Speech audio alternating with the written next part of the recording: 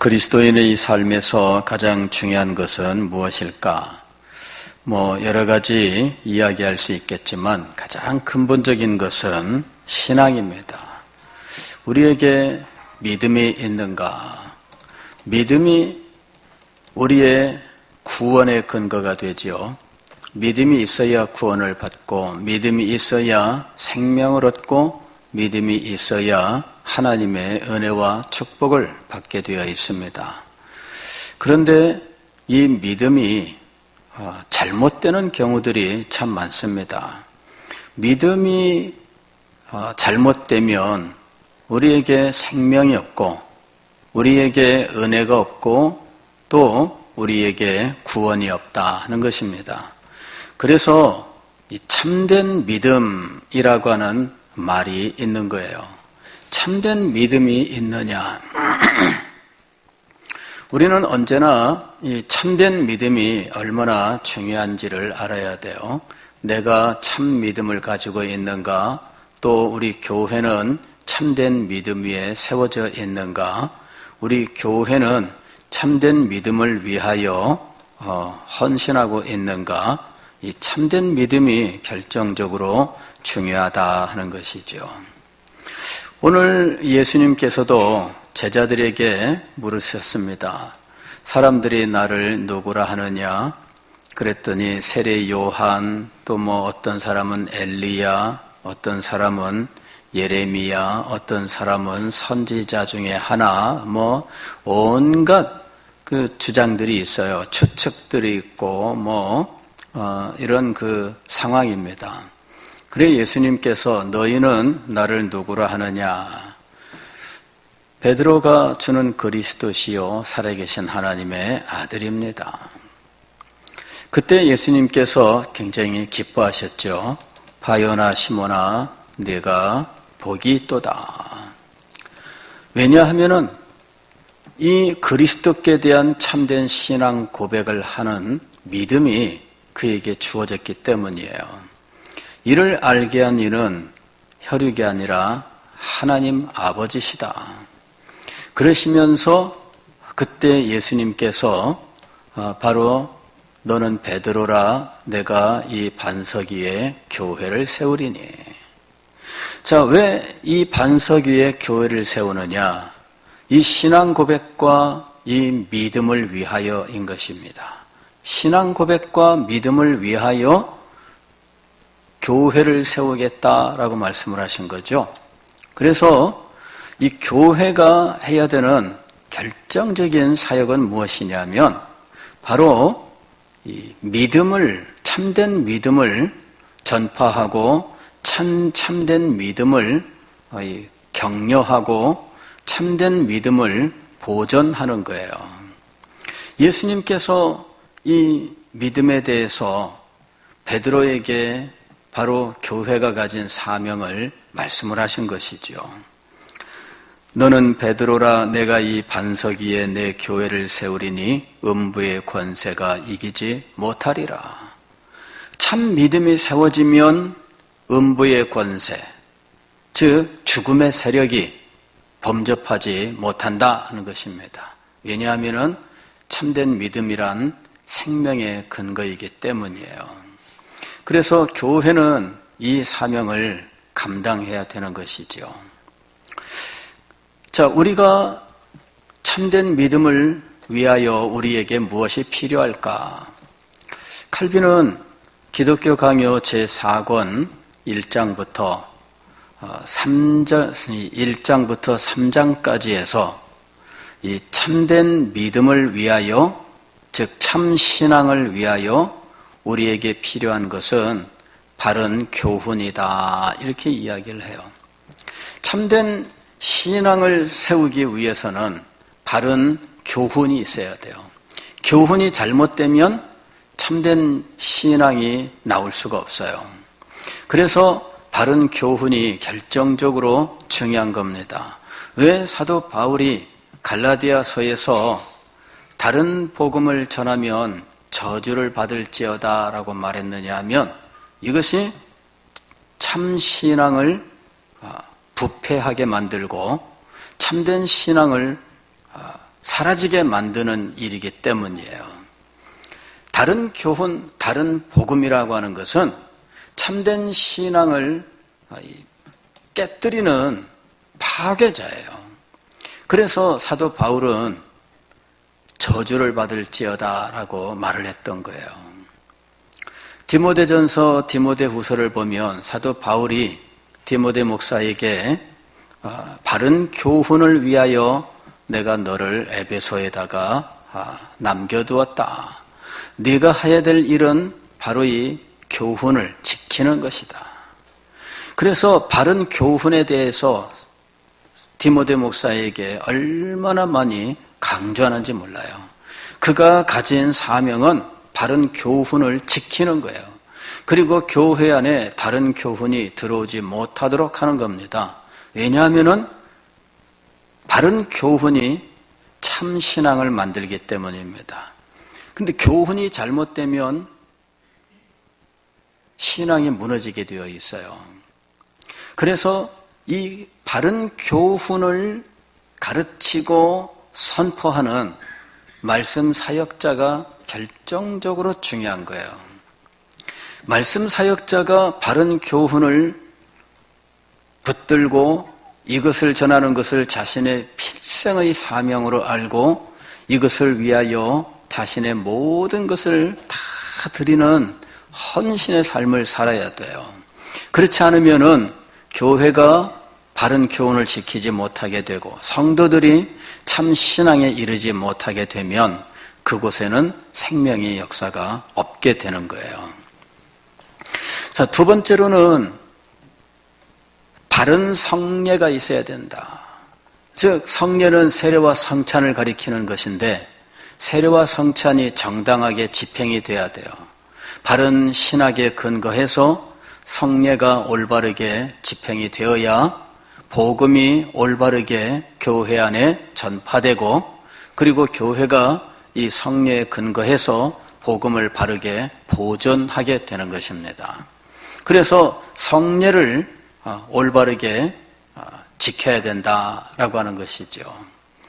칼빈은 교회 일치에 대해서 굉장히 큰 확신과 믿음을 가지고 있어요.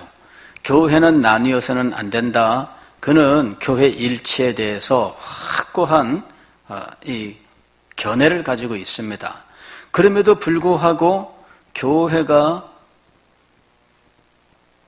나뉘어질 수밖에 없는 것은 바로 이 교훈과 성례의 문제였어요. 교리와 성례가 다르다면 함께 갈 수 없다라는 것이었죠. 왜 칼빈은 로마 교회로부터 나올 수밖에 없었는가? 첫째는 로마 교회가 칼빈을 밀어낸 거죠. 종교개혁자들을 로마 교회가 품을 수가 없었어요. 1517년 10월 31일 루터가 비텐베르크 성당 대학교회 대학 정문에 95개조 논문을 붙이면서 종교개혁이 시작되었습니다. 그러나 로마 가톨릭은 이 종교개혁자를 품을 수가 없었어요.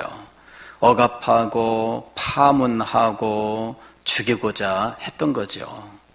그래서 로마 교회로부터 강제로 밀려날 수밖에 없었어요.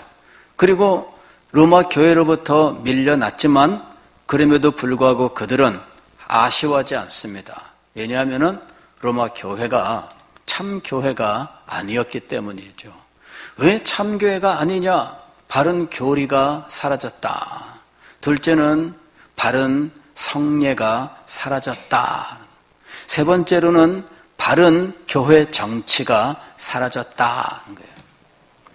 이 세 가지가 참 신앙의 결정적인 요인들이거든요. 참 신앙을 세우기 위해서 첫째는 바른 교리가 있어야 되고, 둘째는 바른 성례가 있어야 되고, 셋째는 바른 교회 정치가 있어야 돼요. 그런데 이 세 가지에서 로마 교회가 모두 이탈하게 된 거죠. 그래서 로마 교회로부터 밀려났으나 아쉬워하지 않습니다. 칼빈 같은 경우에는 우리가 왜 로마 교회 안에 있지 아니하고 새로운 교회를 세울 수밖에 없느냐? 그 이유는 바로 교리와 성례와 정치 때문이에요. 즉 참신앙을 세울 수 없기 때문에 그들과는 함께할 수 없다라고 말을 했던 거죠. 여러분, 오늘날 천주교가 우리와 함께할 수 있느냐?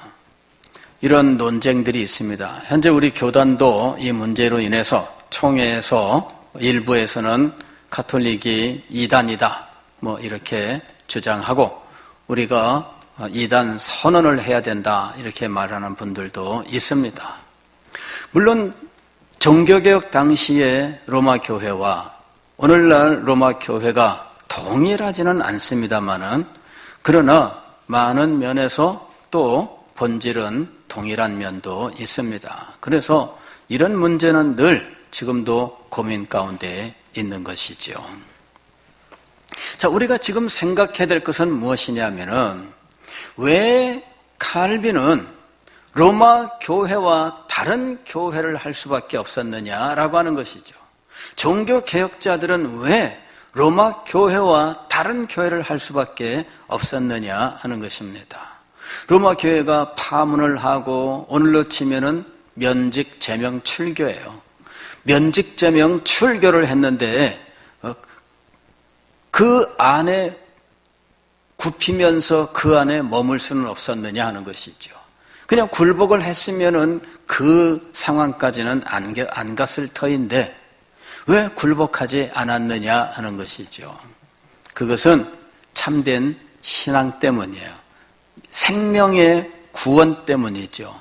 참된 신앙이 있어야 참 구원에 이르게 되는데 이 참 신앙을 무너뜨리는 이 잘못된 교리와 잘못된 성례와 잘못된 교회 정치가 있었던 거예요. 그래서 칼빈은 기독교 강요 제4권에서 이 세 가지 문제를 다뤘던 것이죠. 이미 여러분들과 함께 바른 교리를 세우기 위하여 말씀 사역자들에 대하여 이야기를 했습니다. 그리고 오늘 우리가 생각할 문제는 교회 정치의 문제예요. 교회 정치의 문제. 지난주에 이미 교회 정치 문제를 일부 다루었습니다. 감독제도에 대해서 이것이 성경적으로 옳은 것인가, 그리고 로마 교회 내의 감독제의 타락한 모습에 대해서 같이 생각을 했었습니다. 자, 이 감독제는 그 정점에 무엇이 있냐면은 교황제도라는 것이 있어요. 그리고 교황제도는 감독제 위에 세워져 있는데 무엇보다도 교황이 모든 감독 위에 최고다라고 하는 거죠. 예, 이것이 바로 교황의 수위권이라고 부르는 거예요. 수위라고 하는 것은 제1이란 말이에요. 제1. 머리 숫자의 자리 위자. 그래서 교황이 모든 감독 위에 첫 번째 존재다라고 하는 것이에요. 이것이 이제 교황제도입니다. 그래서 교황제도는 감독제 위에 세워져 있고 교황은 모든 감독 가운데에서 최고의 존재다라고 하는 것이죠. 그리고 교황의 수위권과 더불어서 이 수위권을 뒷받침하는 중요한 주장이 교황의 무오류성이에요. 교황의 무오류성. 교황은 오류가 없다라고 하는 것이죠. 그래서 이런 그 교황을 중심으로 하는 이 교회 정치가 참 신앙을 무너뜨린다라는 것이죠. 그래서 교황 제도를 반대했던 거예요. 교황 제도의 근간이 되는 감독제는 무엇이냐면은 말씀 사역자들을 계급화하는 거예요. 말씀 사역자들을 계급화해요. 그리고 이 계급에 따라서 말씀 사역자를 이제 발령하는 것이죠. 즉 어떤 교회에 목사를 보낸다면 그 목사는 발령의 방법으로 그 교회에서 사역을 하는가, 아니면은 성도들이 자유롭게 자기의 목회자를 청빙함으로 사역을 하게 되는가 하는 문제죠. 그러니까 감독제는 무엇이냐면은 발령을 하는 방법이에요. 발령. 즉 위에 고위 성직자가 있고 이 고위 성직자가 밑에 일정 지역의 교회들을 담당하면서 자기가 담당하고 있는 여러 교회의 사역자를 발령하는 거예요. 이게 이제 감독제입니다. 그러니까 감독이 되면은 자기 밑에 교회를 거느려요. 그리고 그 교회에 성직자를 보낼 수 있는 권리를 가져요. 그런데 이것이 나중에 보면은 타락을 하게 됩니다. 이것이 소위 말하는 성직록이라고 하는 것이에요. 이미 지난주에 말씀을 드렸죠. 칼빈도 성직록의 혜택을 받은 사람입니다. 10살 때 이미 어느 교회의 담임 목사로 돼요. 10살짜리가 담임 목사 자격이 있을까요? 없어요. 그런데 담임 목사가 됐습니다. 그 어떻게 가능할까요? 성도들이 투표해서 선택을 했을까요? 아닙니다. 주교, 즉 감독이 그냥 발령을 낸 거예요. 서류상 발령을 내놓으면 10살짜리는 서류상 그 교회의 담임 목사예요. 그러면 월급은 누구에게 나올까요? 이 10살짜리한테 나오는 거예요. 이게 성직록이라고 부르는 거예요. 즉 사례비가 10살짜리한테 나와요. 그러면 이 사례비를 10살짜리가 직접 활용을 할까요? 아니죠. 그 후견인, 즉 아버지가 관리를 하게 돼요. 10살짜리는 실제로 그 교회에 가서 사역을 한 적이 없습니다. 대신 사역할 사람을 구해서 보내요. 아르바이트죠? 아니면 비정규직이죠? 그렇게 해서 보내는 거예요. 내가 100만 원을 받으면 50만 원만 주고 보내는 거예요. 50만 원은 내가 활용하는 거죠. 이제 이런 일들이 보편적이었어요. 정말 많은 경우에 그런 일들이 벌어졌거든요. 그래서 칼빈도 2군데에서 성직록을 받아요. 그러니까 파리 대학에 가서 공부를 할 때 풍족하게 공부할 수 있었던 거죠. 학비도 내고 기숙사비도 내고 다 어떻게 했을까요? 성직록을 받아서 한 거예요. 그러면 이게 정상적인 상황인가 하는 거죠. 이게 바로 교회의 타락이에요. 이게 교회의 타락이에요. 그 다음에 더 고위 성직자는 자기의 자녀들을 교회의 이런 높은 지위에 임명을 하는 거죠. 왜? 임명 권한이 자기한테 있으니까, 발령하는 권한이 자기한테 있으니까 임명을 하는 거예요. 근데 이런 것들이 그냥 떳떳하게 그냥 진행되는 것이죠. 그러니 금수저로 태어나면 그냥 뭐 영원히 금수저가 되는 거예요. 흙수저가 되면은 그냥 남 대신에 교회 가가지고 그저 예배나 의식이나 인도하고 그러는 삶을 살다가 끝나는 거예요. 자, 이것이 성직자 세계에서 일어나는 일이었어요. 그러니 성직자들이 말씀 사역자로서 무슨 대단한 사명감을 가지고 그 일을 하겠어요. 그리고 이와 같은 상황에서 고위 성직자들은 그저 교회가 자기들의 지위와 부를 유지하는 그냥 수단일 뿐이지 무슨 대단한 영적인 사명을 가지고 있겠어요. 이게 타락의 모습이에요. 즉 교권제도라고 하는 것이 바로 이 극심한 타락을 가져온 거예요. 성직자를 임명하는 이런 이 감독제 혹 주교제도라고 하는 것이 바로 이런 타락을 가져오는 모습을 보여주고 있었다는 거죠. 그리고 이렇게 영적인 능력이 없이 그저 세상의 조직과 어떤 제도만으로 운영되는 상황이 되니까 성직자들의 영적 능력, 도덕적인 능력 이런 것들은 찾아볼 길이 없는 상황이 되어버리고 말았다는 거죠. 모두가 그랬을까? 모두가 그랬다고 말할 수는 없겠죠. 그러나 많은 사람들이 그런 상황에 처해 있었던 거예요. 자, 이것은 단지 이 운용의 문제였는가 하는 것이죠. 운용의 문제였는가? 운용의 문제가 아니라 근본적으로 문제다라고 하는 것이 칼빈의 주장입니다. 근본적으로 제도는 좋은데 운영을 잘못해서가 아니라 제도 자체가 성경적으로 맞지 않다. 이것이 칼빈이 기독교 강요 제4권 6장 7장에서 가르치고 있는 내용이에요. 자, 이 7장은 이 교황 제도에 대해서 이야기를 하고 있습니다. 6장은 감독제에 대해서 말하면서 감독제가 바로 교황 제도의 근간이 돼요.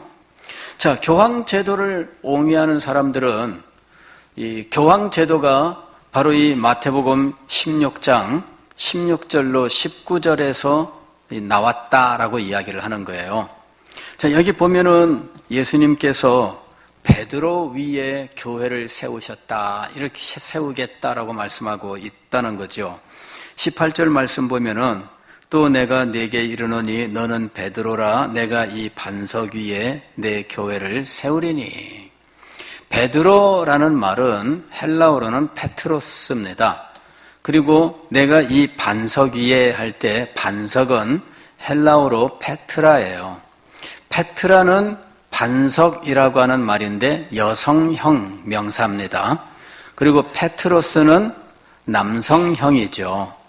그래서 일반적으로 반석하게 되면 페트라라고 사용을 하게 되는데 남자에게 페트라 이렇게 말하지 않죠. 왜? 여성 명사니까. 그래서 페트로스라고 부르긴 해요. 그러나 일반적으로 쓰는 반석이란 용어는 페트라예요.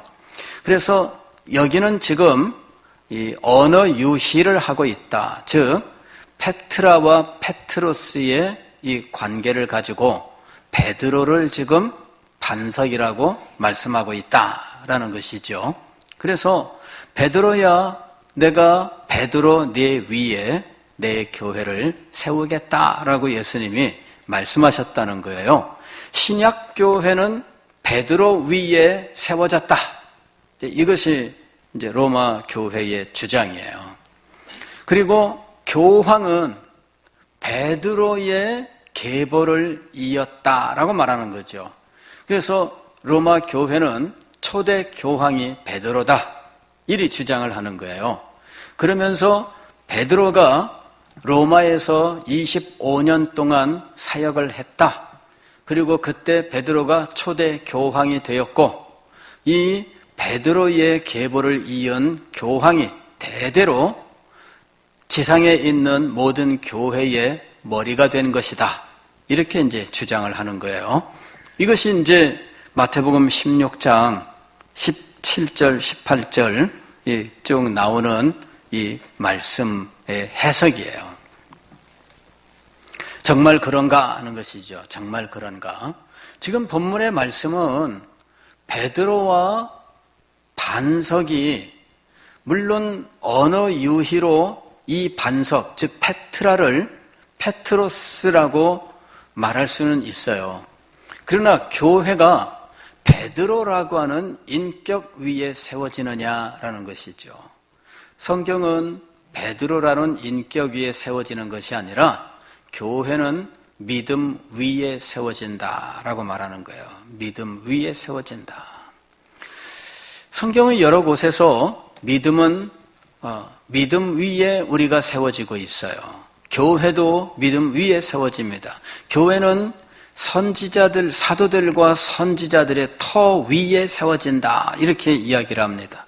사도들과 선지자들 터 위에 세워진다는 말은 뭐냐면 그들이 선포하는 진리 위에 세워진다라는 말이에요. 즉 교회는 베드로라고 하는 인물 위에 세워지는 것이 아니라 진리 위에 세워지는 거예요. 이것을 오해를 한 거예요. 지금 베드로가 예수 그리스도께 대한 신앙을 고백했습니다. 주는 그리스도시요 살아계신 하나님의 아들입니다.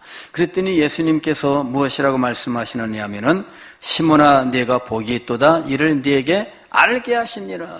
즉 예수 그리스도를 하나님의 아들이요 그리스도라고 알게 하시는 이는 하늘에 계신 하나님 아버지예요. 그리고 그가 알게 된 이 지식, 즉 진리죠. 이 진리 위에 교회를 세우겠다라고 말씀하신 거죠.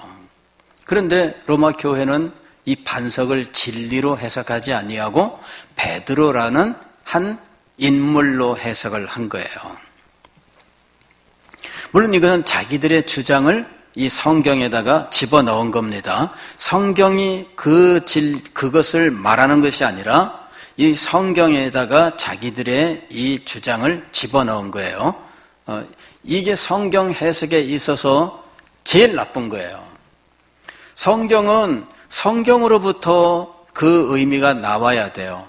그런데 자기들이 가지고 있는 주장에 맞는 성경 구절을 골라서 이것을 포장해서 이야기하면 안 되는 거예요. 왜 신천지의 비유 해석이 잘못되었는가? 왜 신천지의 요한계시록 해석이 잘못되었는가?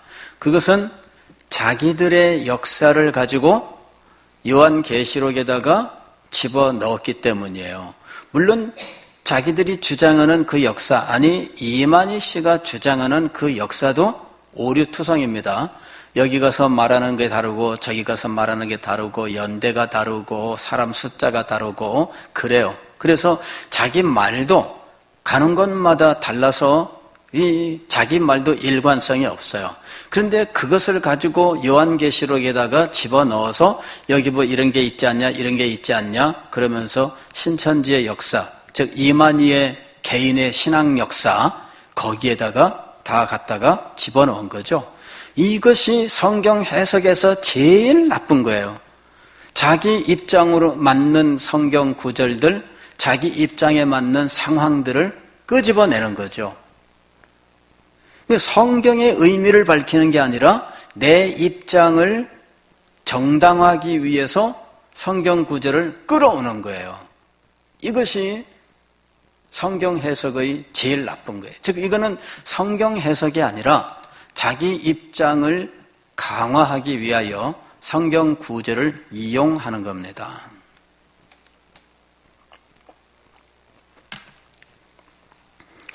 지금 마태복음에서 예수님은 진리 위에 교회를 세운다라고 말씀하신 거예요.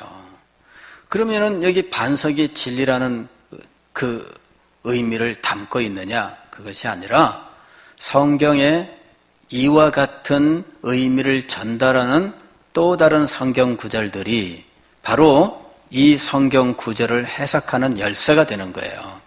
선지자 사도들과 선지자들의 터 위에 교회가 세워진다 하는 사도 바울의 말씀을 따라서 이 말씀이 그렇게 해석되는 겁니다.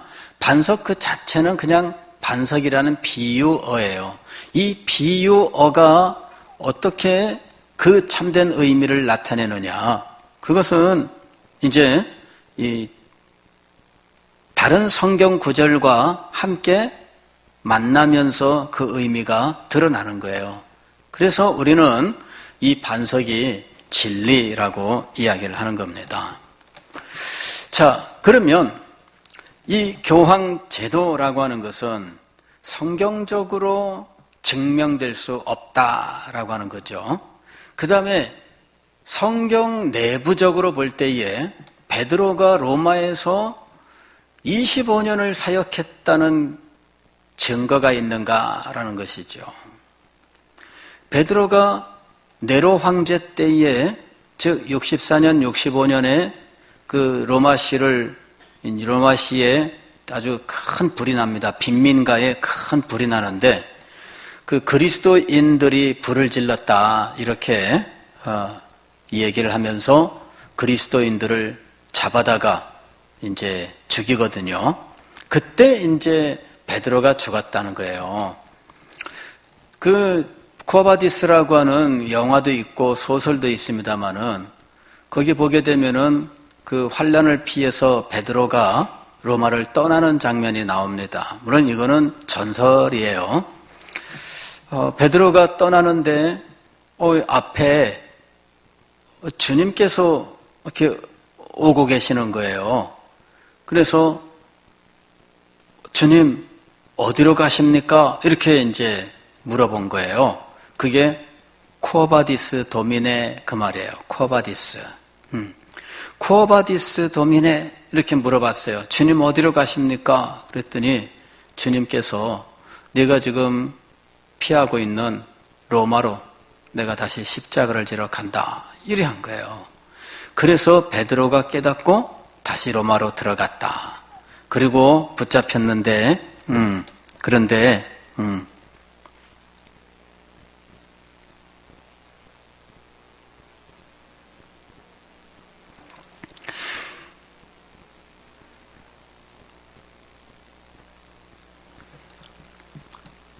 그때 이제 붙잡혀서 순교를 하는데 자기는 십자가에 정상적으로 매달리는 것을 감당치 못하겠노라.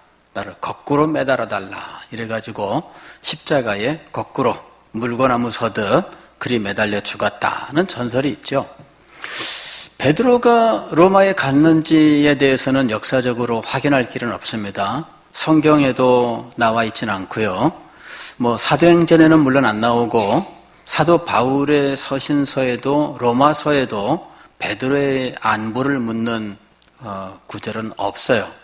사도 바울의 다른 서신서에도 베드로가 분명히 어딘가에 있었던 건 맞아요. 갈라디아서 같은데 보면은 베드로가 등장하잖아요. 그런데 로마에 있었다라는 증거는 성경적으로는 없습니다. 아마 갔을 수는 있지만 25년 동안 교황으로 사역했다? 이런 거는 있지 않아요. 후대에 유세비우스라고 하는 사람이 교회사를 쓰는데 이제 거기에 그런 말이 나오기는 해요. 그러나 유세비우스의 교회사가 많은 면에서 초대교회의 모습을 보여주고 있지만 그러나 믿을 수 없는 부분들도 엄연히 존재하고 있는 거예요. 자, 그래서 우리는 이 베드로가 로마에서 잠깐 체류했을 수는 있다고 가능성은 있지만 그러나 25년 세월 동안 교황이 될 수는 없다라고 하는 것은 분명합니다.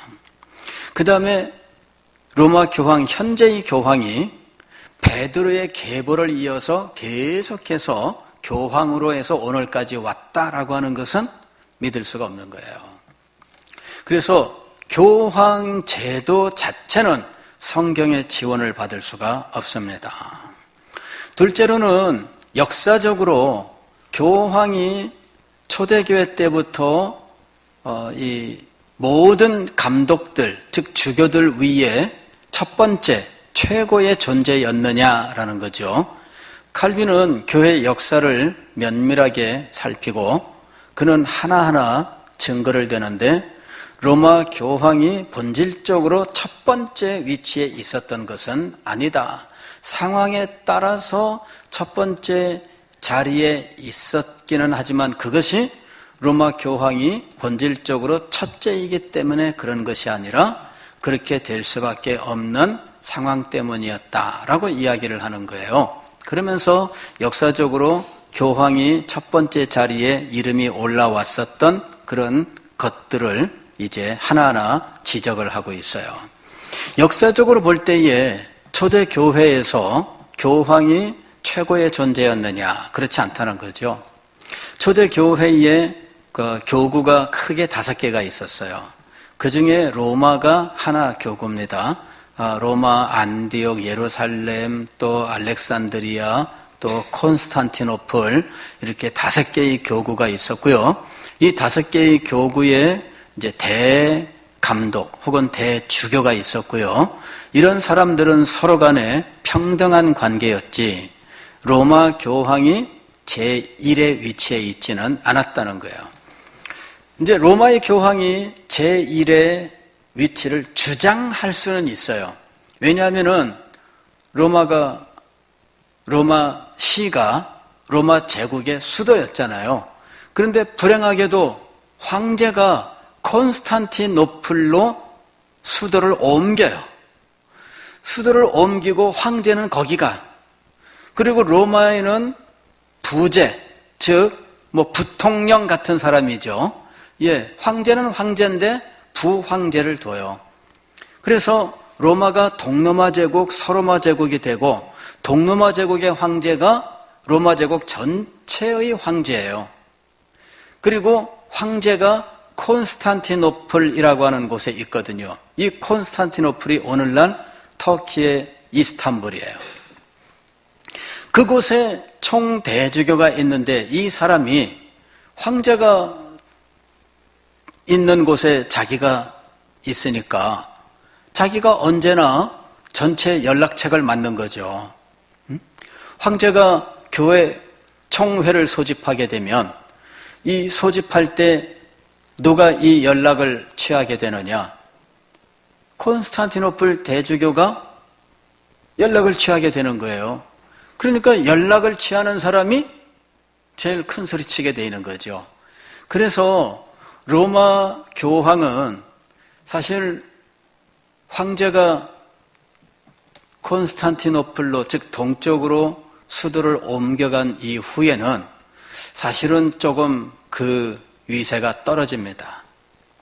근데 닥쳤던 게 지붕 쳐다보고 이러는 그런 상황이 되는 거예요. 그래서 사실은 콘스탄티노플 총 대주교가 이제 에헴하고 이제 큰 소리 치는 이런 상황이 된 거죠.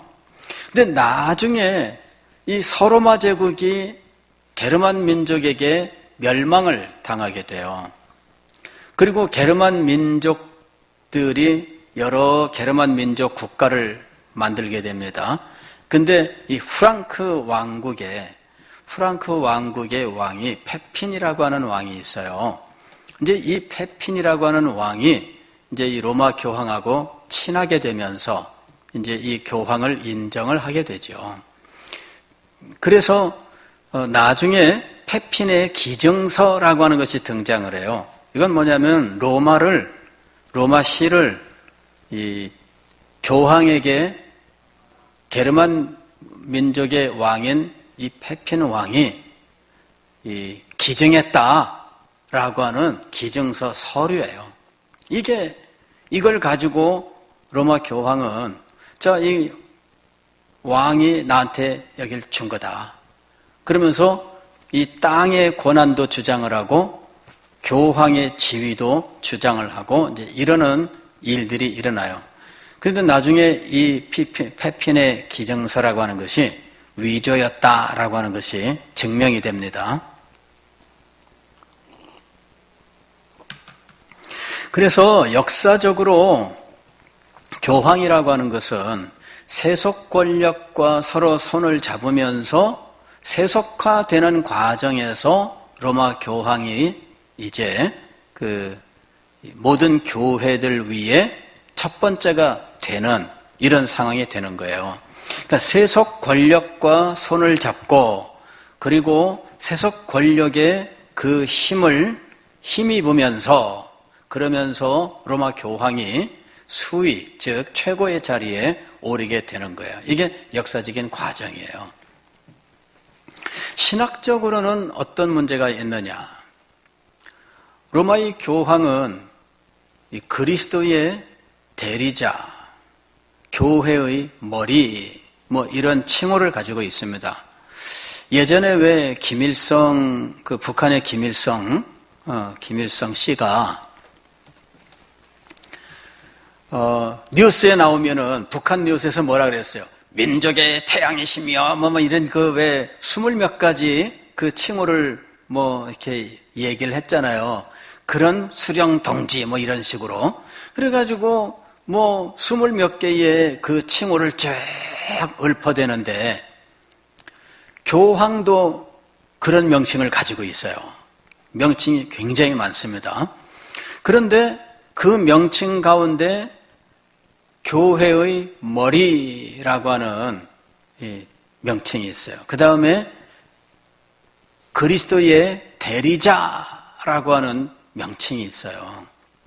이게 신학적으로 맞느냐라고 하는 것이죠. 교회의 머리는 누구일까요? 그리스도 예수이시죠. 그리스도께서 교회의 머리예요.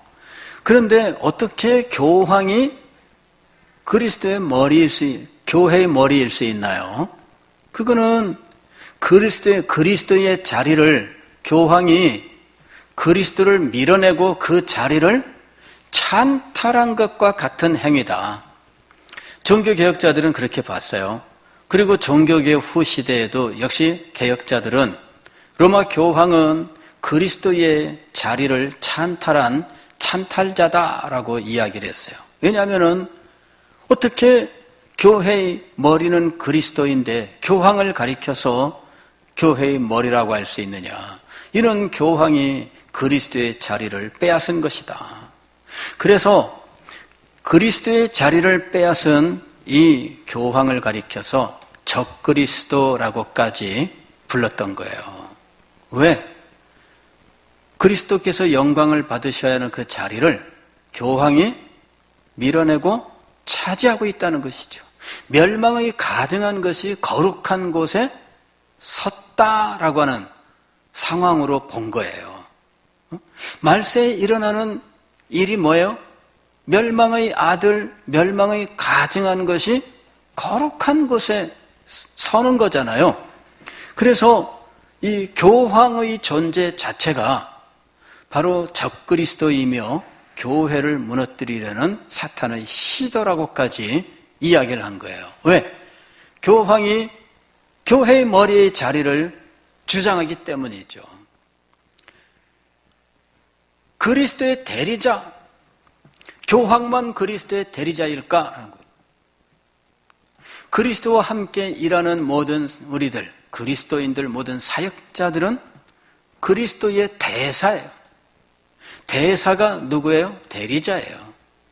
그래서 하나님의 말씀을 전하는 모든 사역자들이 그리스도의 대사가 되어서 하나님 나라의 대사로서 복음을 전거하고 전파하고 가르치는 거죠. 교황만이 대리자가 되는 것은 아니에요. 그래서 신학적으로는 교황이 교회의 머리가 된다는 것 혹은 그리스도의 대리자가 된다는 것을 우리는 받아들일 수가 없다라는 것이죠. 자, 이 교황 제도 그리고 교황 제도를 유지하는 감독제, 즉 주교 제도, 이것이 성경적으로 옳지 않고 그리고 이것이 세상 권력과 야합을 하는 제도이다라고 하는 것, 그리고 그로 말미암아 교회가 타락하게 되고 교회의 참신앙을 보존하는 사명을 감당치 못하게 만들었기 때문에 이것을 배격했다라고 하는 것이죠. 오늘 우리는 이 참신앙을 보존하고 참신앙을 키워나가기 위해서 세 가지가 필요하다라고 하는 사실을 기억해야 돼요. 첫째는 바른 교훈입니다. 바른 교훈. 두 번째로는 바른 성례. 세 번째로는 바른 교회 정치. 이 부분에서 잘못되었기 때문에 종교개혁자들은 로마 교회를 거짓교회라고 불렀던 거예요. 그리고 거짓교회와는 함께하지 않는다라고 말을 하면서 교회의 일치를 거짓교회와는 일치할 수 없다라고 주장하면서 새로운 다른 교회를 세운 거예요. 오늘 우리는 이 개신교가 어떻게 세워졌는지에 대해서 알아야 됩니다. 우리는 로마 교회로부터 나왔는가? 그렇지 않습니다. 로마 교회로부터 나온 것이 아니라 우리는 참신앙으로 돌아간 거예요. 그래서 근원으로 돌아간 겁니다. 참신앙의 근원인 성경으로 돌아간 거예요. 그래서 종교개혁자들은 솔라 스크립투라, 오직 성경만으로 성경으로 돌아간 거예요. 그러니까 우리는 로마 교회로부터 나온 교회가 아니라 성경으로 돌아간 교회입니다. 왜? 참신앙을 위하여 성경으로 돌아간 교회다. 이 사실을 분명히 알 수 있기를 바랍니다. 기도하겠습니다.